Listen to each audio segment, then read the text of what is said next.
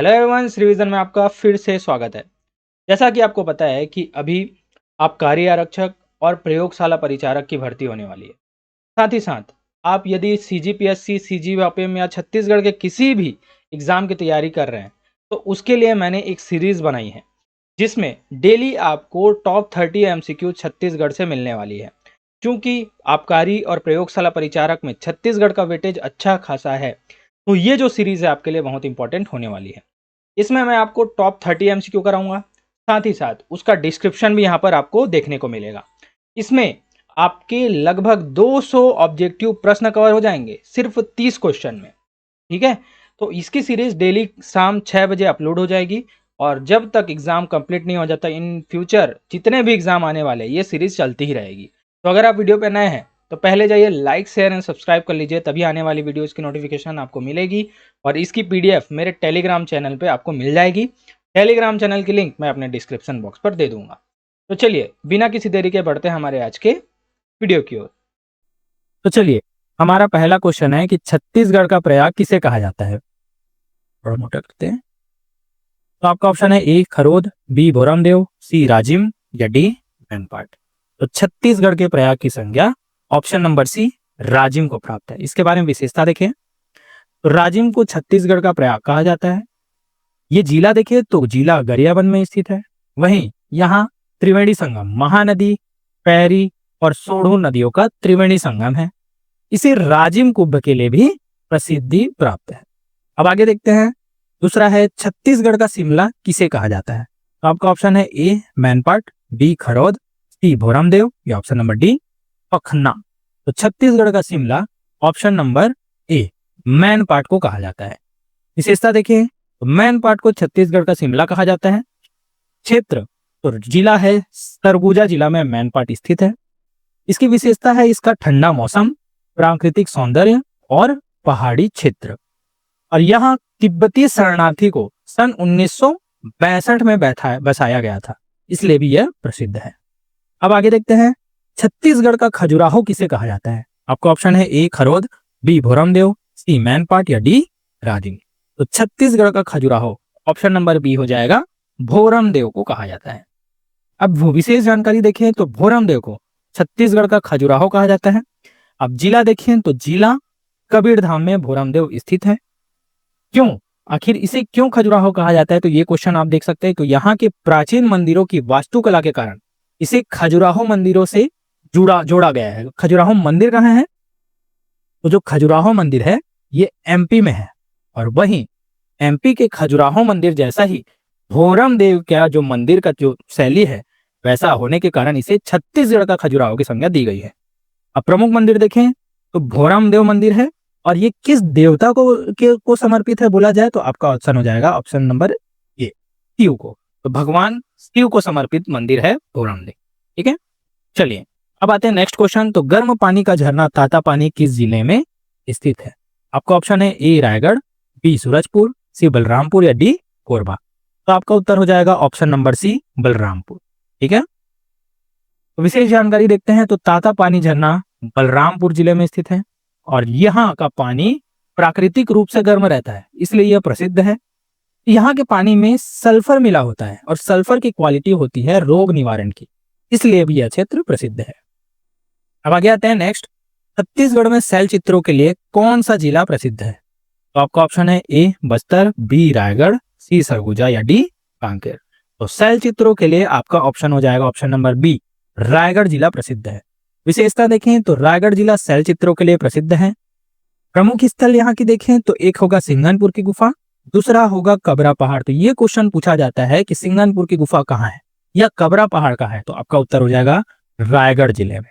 ठीक है, तो यहाँ के जो सिंघनपुर की गुफा के अगर मैं चित्र बोलूं तो यहाँ के चित्र जो है प्रारंभिक जीवन को दर्शाते हैं। ठीक है, कि मानव जो है कैसे जीवन यापन करता था, कैसे रहता था, इन सभी की आकृति सिंघनपुर या कबरा पहाड़ या रायगढ़ में जितने भी शैल चित्र हैं वो देखने को वहां पर मिलेंगे। अब नेक्स्ट है प्रसिद्ध गुप्तेश्वर जलप्रपात किस नदी पर स्थित है। तो आपका ऑप्शन है ए सबरी, बी इंद्रावती, सी महानदी या डी। तो आपका उत्तर हो जाएगा ऑप्शन नंबर ए गुप्तेश्वर जलप्रपात सबरी नदी पर स्थित है। विशेष जानकारी देखें तो गुप्तेश्वर जलप्रपात सबरी नदी पर स्थित है, ये मैंने बताया। स्थान देखें तो स्थान होगा सुकमा जिले में, तो गुप्तेश्वर जलप्रपात सुकमा जिले में है। अब देखिए, सबरी नदी गोदावरी नदी की सहायक नदी है। वहीं अगर गुप्तेश्वर जलप्रपात की बात करें तो यह जलप्रपात धार्मिक और पर्यटन दृष्टि से बहुत ही ज्यादा महत्वपूर्ण है। चलिए आगे बढ़ते हैं। तुरतुरिया किस लिए प्रसिद्ध है? आपका ऑप्शन है ए श्रृंगी ऋषि आश्रम, बी वाल्मीकि ऋषि आश्रम, सी वशिष्ठ ऋषि आश्रम या डी अगस्त्य ऋषि आश्रम। तो आपका उत्तर हो जाएगा ऑप्शन नंबर बी वाल्मीकि ऋषि आश्रम। चलिए इसके बारे में विशेष जानकारी। तो तुरतुरिया में वाल्मीकि आश्रम स्थित है। और तुरतुरिया कहाँ है? तो तुरतुरिया बलौदाबाजार जिले के अंतर्गत आता है। वहीं यहां कहा जाता है कि लव कुश का जन्म स्थली यही है। तो भगवान राम के 2 बच्चे थे लव कुश, जिनका जन्म कहाँ हुआ था? तो वाल्मीकि ऋषि आश्रम तुरतुरिया में हुआ था। अब देखिए, महानदी का उद्गम स्थल सिहावा भी इसके निकट है। इसमें बस थोड़ा सा जोड़ दिया गया है। तो तुरतुरिया के पास ही सिहावा को पाया जाता है, इसलिए यहाँ पर ये सेंटेंस लिखा गया है। चलिए आगे बढ़ते हैं। छत्तीसगढ़ की प्रथम छत्तीसगढ़ी फिल्म कौन सी है? तो आपका ऑप्शन है ए पुन्नी के चंदा, बी कही देबे संदेश, सी मयारू भौजी या डी मोर छैया भुइया। तो आपका आंसर हो जाएगा ऑप्शन नंबर बी कही देबे संदेश। तो देखिए, चलिए इसके बारे में विशेष जानकारी देखते हैं। तो कही देबे संदेश जो कि छत्तीसगढ़ की प्रथम फिल्म है, इसके डायरेक्टर है मनु नायक। अब ये कब बनी थी? तो यह बनी थी सन 1965 में। तो दोस्तों यहाँ पर यह प्रश्न भी पूछ सकता है कि ये किस आधार पर बनी थी? तो इसका आधार था सामाजिक कुरीतियों। तो सामाजिक कुरीतियों को दर्शाने के लिए यह फिल्म बनी थी। ठीक है, तो इसे भी आप याद रखें। अब आते हैं छत्तीसगढ़ की प्रथम बहुउद्देशीय परियोजना कौन सी है? तो प्रथम बहुउद्देशीय परियोजना आपका ऑप्शन है ए तांदुला परियोजना, बी केलो परियोजना, सी रविशंकर परियोजना या डी मिनी माता परियोजना। तो आपका उत्तर हो जाएगा ऑप्शन नंबर डी मिनी माता परियोजना। ठीक है, तो चलिए, मिनी माता परियोजना छत्तीसगढ़ की प्रथम बहुउद्देशीय परियोजना है और यह हसदेव नदी पर स्थित है। ठीक है, ये आपको याद रखना है। दूसरा नाम है, इसे हसदेव बांगो परियोजना के नाम से भी जाना जाता है। हसदेव बांगो क्यों जुड़ा? बांगो वहां का एक स्थल है, उसी के कारण यहाँ पर हसदेव बांगो जुड़ा गया। और वहीं इसे एक और नाम दिया गया मिनी माता परियोजना। मिनी माता क्यों बोला गया? तो मिनी माता कौन थी? छत्तीसगढ़ की प्रथम महिला सांसद। इसे भी आप याद रखेंगे। अब इसे बनाने का मेन उद्देश्य क्या था? सिंचाई, जल विद्युत और पेयजल की आपूर्ति। ठीक है, चलिए इस प्रकार से मैंने सारी जानकारी दे दी है। अब आगे देखते हैं। नेक्स्ट है, कर्क रेखा छत्तीसगढ़ के कितने जिलों से होकर गुजरती है? तो आपका ऑप्शन है ए 3, बी 5, सी 4 या डी 2। देखिए, पहले जब 28 जिला 27 जिला था तो उस हिसाब से आपका ऑप्शन 3 सही होना, ए सही होना था, जिसमें 3 जिलों से होकर गुजरती थी। लेकिन जब से एमसीबी का गठन हुआ है तब से कर्क रेखा 4 जिलों से होकर गुजरती है। तो आपका आंसर हो जाएगा ऑप्शन नंबर सी 4। चलिए देखते हैं विशेष जानकारी। तो कर्क रेखा छत्तीसगढ़ के 4 जिलों से होकर गुजरती है, जिसमें कोरिया, सूरजपुर, बलरामपुर और एमसीबी जिला है। आप यहाँ पर मैप में देखिए, तो यहाँ है एमसीबी जिला, फिर आता है कोरिया, फिर आता है सूरजपुर, फिर आता है बलरामपुर। इस प्रकार से 4 जिलों से होकर कर्क रेखा गुजरती है। अब मैं अगर भारत के परिप्रेक्ष्य में बोलूं तो भारत में कितने राज्यों से होकर कर्क रेखा गुजरती है, चलिए देखते हैं। तो इसे याद रखने के लिए या तो सिर्फ आप मैप को याद रख लेंगे तो भी समझ में आ जाएगा। जैसे यहाँ पर मैप अगर आपको याद है तो यहाँ पर देख सकते हैं, पहले जाएगा गुजरात में, फिर हल्का सा राजस्थान में, फिर मध्य प्रदेश, फिर छत्तीसगढ़, फिर झारखंड आता है, फिर पश्चिम बंगाल, फिर त्रिपुरा, फिर यहाँ पर से मिजोरम। इस प्रकार से टोटल 8 राज्यों से होकर कर्क रेखा गुजरती है। अगर आपको ये याद नहीं होता तो एक ट्रिक है, मित्र पर गमछा झाड़, यहाँ से आपको याद हो जाएगा। तो मी से हो जाएगा मिजोरम, र से हो जाएगा त्रिपुरा, प से हो जाएगा पश्चिम बंगाल, र से हो जाएगा राजस्थान, ग से गुजरात, म से मध्य प्रदेश, क से छत्तीसगढ़ और झाड़ से झारखंड। इस प्रकार से आपको 8 राज्य याद हो जाएंगे। ठीक है, तो कोशिश करिएगा मैप से याद रखेंगे, क्योंकि एक सीक्वेंस भी पूछ सकता है कि पूरब से पश्चिम की ओर जमाइए, तो इसमें यह सहायक होता है। अब आगे बढ़ते हैं। छत्तीसगढ़ का सबसे पूर्वी जिला कौन सा है? तो आपका ऑप्शन है ए जसपुर, बी बीजापुर, सी सुकमा या डी बलरामपुर। तो सबसे पूर्वी जिला की बात करें तो आपका ऑप्शन हो जाएगा ऑप्शन नंबर ए जसपुर जिला। चलिए देखते हैं विशेष जानकारी। तो जसपुर छत्तीसगढ़ का सबसे पूर्वी जिला है। अब देखिए ये है जसपुर, ये हो गया पूर्वी जिला। अब मैं सबसे पश्चिमी जिला अगर बात करूं तो पश्चिमी जिला हो जाएगा आपका बीजापुर। ठीक है, और सबसे उत्तरी जिला अगर मैं बोलूं तो सबसे उत्तरी जिला हो जाएगा बलरामपुर और सबसे दक्षिणी जिला देखें तो सबसे दक्षिणी जिला आपको देखने को मिल रहा है सुकमा। तो इस प्रकार से आपको एक एमसीक्यू से 4 एमसीक्यूज की प्रैक्टिस होती है। ठीक है, तो इन सभी चीजों को आप याद रखेंगे। मैं बहुत ही सेलेक्टिव क्वेश्चंस आपके लिए लेकर आ रहा हूं और डिस्क्रिप्शन भी लेकर आ रहा हूं, तो ज्यादा से ज्यादा इस वीडियो को लाइक कीजिएगा या शेयर कीजिएगा। चलिए नेक्स्ट है, छत्तीसगढ़ की सबसे बड़ी जनजाति कौन सी है? तो आपका ऑप्शन है ए उराव, बी हल्बा, सी मुरिया या डी। तो आपका आंसर हो जाएगा ऑप्शन नंबर डी गोड़। छत्तीसगढ़ की सबसे बड़ी जनजाति गोड़ है। फिर विशेष जानकारी, तो गोड़ जनजाति जो है छत्तीसगढ़ की सबसे बड़ी जनजाति है। लगभग 56% जनजाति जनसंख्या यही है। अगर 100% 100 जनजाति लोग हैं तो उसमें 56 लोग गोड़ हैं, आपको ये याद रखना है। तो अब देखते हैं अन्य जानकारी। तो सबसे साक्षर जनजाति कौन सी है? तो उराव। आर्थिक समृद्ध जनजाति कौन सी है? तो हल्बा। और सांस्कृतिक समृद्ध जनजाति कौन सी है बोला तो आपका आंसर हो जाएगा मुरिया। ये सभी बहुत बार प्रश्न एग्जाम्स में पूछे गए हैं। चलिए आते हैं, गंगा दशहरा छत्तीसगढ़ में कब मनाया जाता है? तो आपका ऑप्शन हो जाएगा ए पौष पूर्णिमा, बी कार्तिक शुक्ल पक्ष, सी कुआर शुक्ल पक्ष या डी ज्येष्ठ शुक्ल पक्ष। तो गंगा दशहरा आपका ऑप्शन हो जाएगा ऑप्शन नंबर डी, ज्येष्ठ शुक्ल पक्ष में मनाया जाता है। अब आगे देखते हैं इसकी विशेष जानकारी।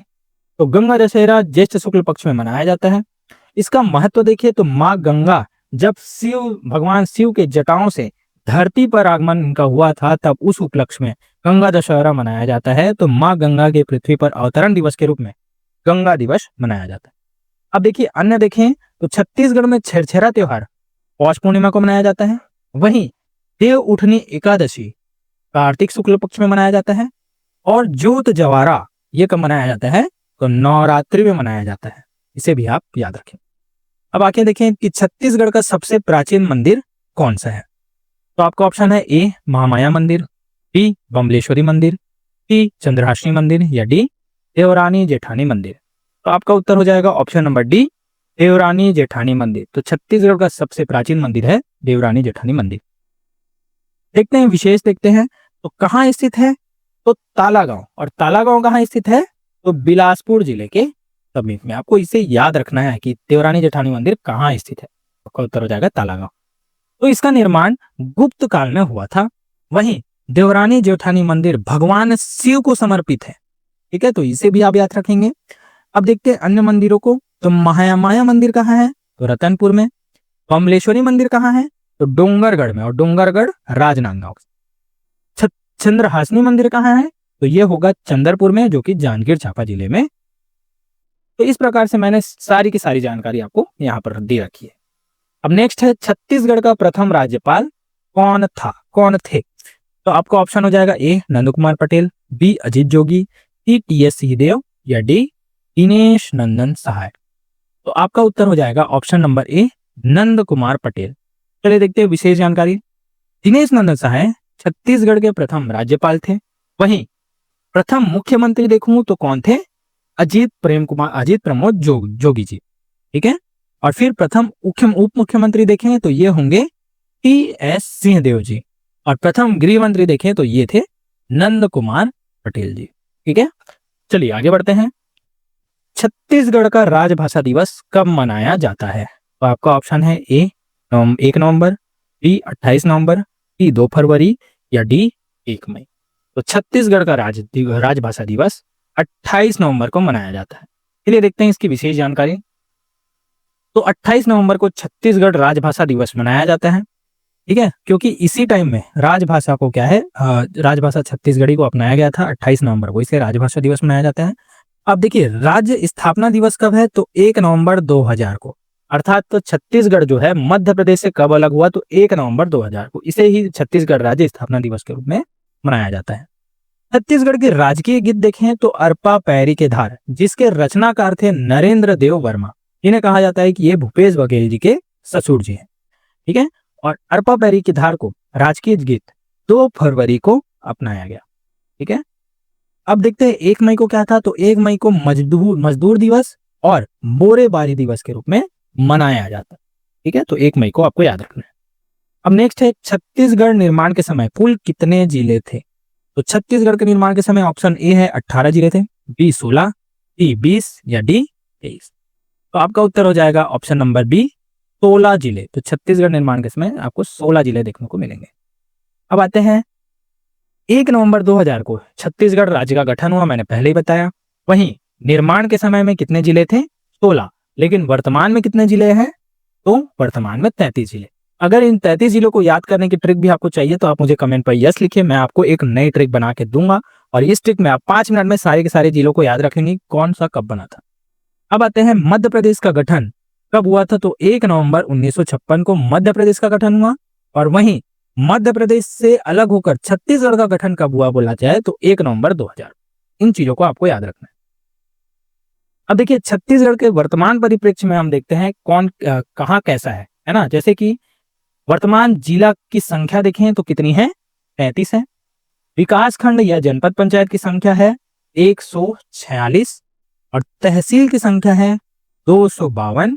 नगर निगम की संख्या है 14, नगर पालिका की संख्या है 51 और नगर पंचायत की संख्या है 124। इस प्रकार से वर्तमान परिप्रेक्ष्य में सभी आंकड़ों को आपको याद रखना, ठीक है। अब चलिए छत्तीसगढ़ की प्रथम सिंचाई परियोजना कौन सी है? तो आपका ऑप्शन है ए कांदुला परियोजना, बी मिनी माता परियोजना, सी केलो परियोजना या डी महानदी परियोजना। तो आपका आंसर हो जाएगा ऑप्शन नंबर ए कांदुला परियोजना। चलिए देखते हैं विशेष जानकारी। तो कांदुला परियोजना प्रथम सिंचाई परियोजना है जो कि कांदुला नदी पर बनाई गई है और कांदुला नदी शिवनाथ नदी की सहायक नदी है, ये भी आपको याद रखना है। अब ये कहाँ है? तो दुर्ग जिले में। तो कांदुला परियोजना कहाँ बनी है? तो दुर्ग जिले में बनी है, ये आपको याद रखना है। अब इसका उद्देश्य क्या था? इसका उद्देश्य था कृषि सिंचाई और जल का प्रबंधन, ठीक है। चलिए आगे बढ़ते हैं। शिवगुप्त विक्रमादित्य इस वंश से संबंधित थे? तो आपका ऑप्शन है ए कलचुरी, बी मौर्य, सी नागवंश या डी बाणवंश। तो शिवगुप्त विक्रमादित्य आपका उत्तर हो जाएगा ऑप्शन नंबर डी बाणवंश से संबंधित। चलिए देखते हैं। तो जो शिवगुप्त विक्रमादित्य थे वो बाणवंश के राजा थे और छत्तीसगढ़ के सिरपुर में इनका शासन था। इसके बारे में और जानकारी हम आगे के एमसीक्यूज में देखने वाले हैं। नेक्स्ट है छत्तीसगढ़ का कुल क्षेत्रफल कितना है? तो आपका ऑप्शन है option number A 135 191, B 135 112, C 135 511, option number D 131 511। तो आपका उत्तर हो जाएगा छत्तीसगढ़ का कुल क्षेत्रफल ऑप्शन नंबर ए 135 191 है, ठीक है। चलिए देखते हैं। देखिए 191 या फिर 192 या 194 भी लिया जाता है, ठीक है। तो ये तीनों आंकड़े अगर देखें तो आपको टिक मार देना है, जो कि छत्तीसगढ़ का क्षेत्रफल भारत के क्षेत्रफल का 4.14%, वहीं यह मध्य प्रदेश के क्षेत्रफल का 30.47% है। जैसे कि मैंने बताया कि छत्तीसगढ़, ये देखिए मध्य प्रदेश से अलग हुआ, पहले मध्य प्रदेश कुल था, इसके बाद यहां से कटकर क्या बना? छत्तीसगढ़ बना। तो ये ओवरऑल कितना था? 100%। तो अब मध्य प्रदेश का कितना परसेंट छत्तीसगढ़ था? तो 30.47%। ये बचा हुआ 70% एमपी में ही है, ठीक है। तो इस प्रकार से आपको याद रखना है। और भारत का क्षेत्रफल विश्व का कितना है? तो 2.43%। चलिए आगे बढ़ते हैं। छत्तीसगढ़ का सबसे बड़ा संभाग कौन सा है? कुछ आपका ऑप्शन है ए रायपुर, बी बिलासपुर, सी बस्तर या डी। तो सबसे बड़े संभाग की बात की जाए तो आपका आंसर हो जाएगा ऑप्शन नंबर सी बस्तर होगा। बस्तर के बारे में विशेष जानकारी देखें तो बस्तर में कुल कितने जिले हैं? तो 7 जिले हैं। जैसे कौन कौन से हैं? एक होगा कांकेर, फिर आएगा कोंडागांव, फिर नारायणपुर, बीजापुर, दंतेवाड़ा, बस्तर और सुकमा। इस प्रकार से 7 जिले हैं और इस प्रकार से सर्वाधिक क्षेत्रफल भी घिरता है। अब देखते हैं सबसे छोटा संभाग कौन सा है? तो दुर्ग है। सबसे पुराना संभाग कौन सा है? तो रायपुर है, सन 1862 में बना था। वहीं सबसे नया संभाग कौन सा है? तो यह है दुर्ग। इसे संभाग का दर्जा सन 2013 में दिया गया था। वहीं कुल संभाग देखा जाए तो कुल संभाग है 5, जिसमें से एक पहला है रायपुर, दूसरा बिलासपुर, तीसरा दुर्ग, चौथा बस्तर और पांचवा सरगुजा। इस प्रकार से 5 संभाग हैं। सर्वाधिक जिले किस संभाग में है? तो आपका आंसर हो जाएगा बिलासपुर में। तो यहाँ 8 जिले हैं, है ना। तो यहाँ पर तो किस संभाग में सर्वाधिक जिले हैं पूछा जाए तो आपका उत्तर हो जाएगा बिलासपुर, ठीक है। अब आते हैं क्वेश्चन नंबर नेक्स्ट। छत्तीसगढ़ में पत्रकारिता के जनक कौन है? तो आपका ऑप्शन है A Thakur Pyarelal, B Ramgopal Tiwari, C Madhavrao Sapre या डी सुंदरलाल शर्मा। तो आपका आंसर हो जाएगा option number C, Madhavrao Sapre. तो छत्तीसगढ़ में पत्रकारिता के जनक के रूप में माधवराव सप्रे को जाना जाता है। विशेष जानकारी देखिए तो इसमें प्रथम समाचार पत्र क्या था, तो छत्तीसगढ़ मित्र था, जो कि सन 1900 में आया। वहीं सहकारिता पुरुष के रूप में राम गोपाल तिवारी को जाना जाता है। और सहकारिता के जनक अगर पूछा जाए तो आपका उत्तर हो जाएगा ठाकुर प्यारे लाल। ठीक है, चलिए आगे बढ़ते हैं। सतनाम पंथ के संस्थापक कौन है? तो आपका ऑप्शन है ए गुरु बलदास, बी गुरु घासीदास, सी गुरु जगराज या डी गुरु बालक दास। तो सतनाम पंथ के संस्थापक कौन है? तो आपका उत्तर हो जाएगा ऑप्शन नंबर बी, संत श्री गुरु घासीदास जी। चलो आगे बढ़ते हैं। विशेष जानकारी, तो सतनाम पंथ आखिर आया क्यों? तो सामाजिक कुरीतियों के विरोध में सतनाम पंथ का गठन किया गया। वहीं गुरु घासीदास जी का जन्म गिरौदपुरी में हुआ था। गिरौदपुरी कहाँ है? तो गिरौदपुरी है बलौदा बाजार में। ठीक है, बलौदा बाजार छत्तीसगढ़। अब आगे देखते हैं, तालाबों एवं मंदिरों की नगरी कौन सी है? तो आपका ऑप्शन है ए रतनपुर, बी रायपुर, सी आरंग या डी चांपा। तो आपका उत्तर हो जाएगा ऑप्शन नंबर ए रतनपुर में। तो तालाबों और मंदिरों की नगरी कौन सी है? तो रतनपुर में। चलिए आगे देखते हैं विशेष जानकारी।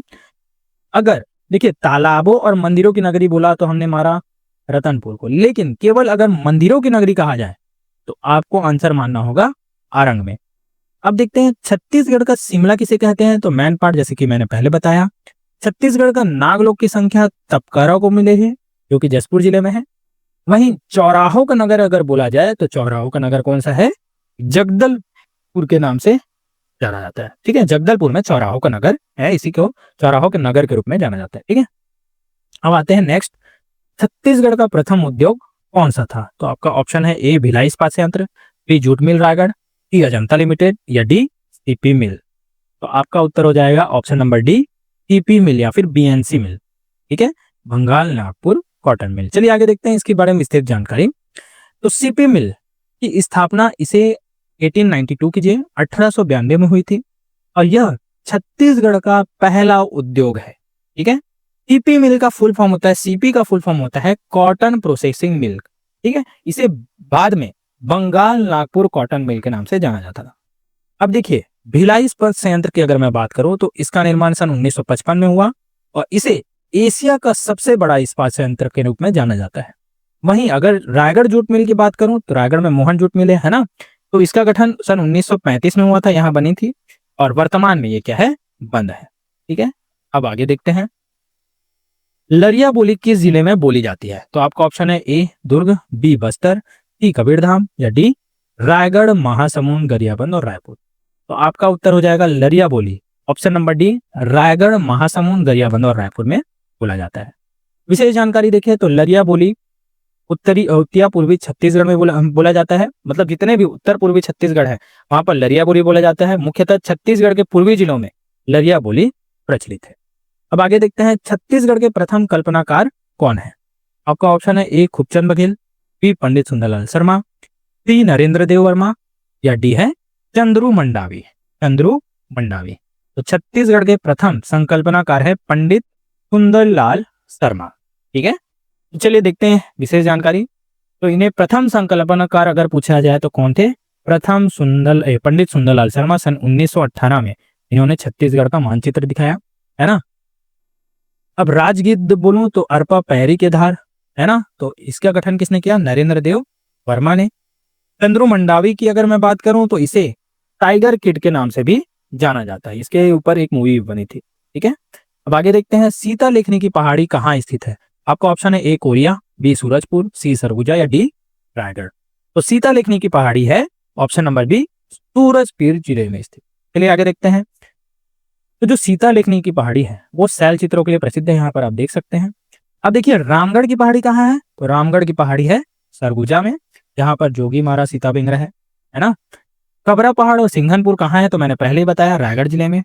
कैमूर पर्वत श्रृंखला कौन से जिले में विस्तृत है? कोरिया जिले में। अब आगे देखते हैं, अंतिम होगा छत्तीसगढ़ का राजकीय वाक्य वर्तमान में क्या है? तो आपका ऑप्शन है ए विश्वसनीय छत्तीसगढ़, बी स्वच्छ छत्तीसगढ़, सी गढ़बोनावा छत्तीसगढ़ या डी हरित छत्तीसगढ़। तो आपका आंसर हो जाएगा ऑप्शन नंबर सी गढ़बोनावा छत्तीसगढ़। देखिए इसके बारे में विशेष जानकारी देखते हैं। तो वर्तमान राजकीय वाक्य क्या है? गढ़बोनावा छत्तीसगढ़ है और यह नारा पूर्व मुख्यमंत्री भूपेश बघेल जी द्वारा दिया गया था। कांग्रेस ने सन 2019 में चुनावी मैनिफेस्टो में इसका उल्लेख किया था। इससे पहले नारा था विश्वसनीय छत्तीसगढ़, जिसे वर्तमान परिवहन मंत्री नितिन गडकरी द्वारा दिया गया था। इस प्रकार से दोस्तों मैंने फास्ट मोड में आपको 30 एमसीक्यूज कराए हैं और इस 30 एमसीक्यूज के अंदर में आपको लगभग 200 एमसीक्यूज के कंटेंट मिल जाएंगे। देखिए, इससे संबंधित मैंने सारी की सारी डिटेल्स देने की कोशिश की है, जो कि जितने भी आप एग्जाम्स की तैयारी कर रहे हैं उसके लिए इंपॉर्टेंट है। इसकी पीडीएफ मैं अपने टेलीग्राम चैनल पर दे दूंगा, है ना। और ये सीरीज कंटिन्यू चलती रहेगी और डेली शाम 6 बजे इसकी जो वीडियो है आपको मिल जाएगी, जो कि आपके हर एग्जाम के लिए इंपॉर्टेंट है। मैं गारंटी लेता हूँ यहाँ से मोस्टली क्वेश्चन फंसने वाले हैं। तो दोस्तों, अगर आप वीडियो पे नए हैं और आपको मेरी वीडियो पसंद आई है, लाइक शेयर और सब्सक्राइब करो और कमेंट बॉक्स से बताओ कि आपको कौन से टॉपिक पे वीडियो चाहिए। मैं कोशिश करूंगा आपको उस टॉपिक पे वीडियो बना के दूं। तो दोस्तों, आज के मेरी वीडियो पर बने रहने के लिए धन्यवाद। मिलते हैं अपने नेक्स्ट वीडियो में।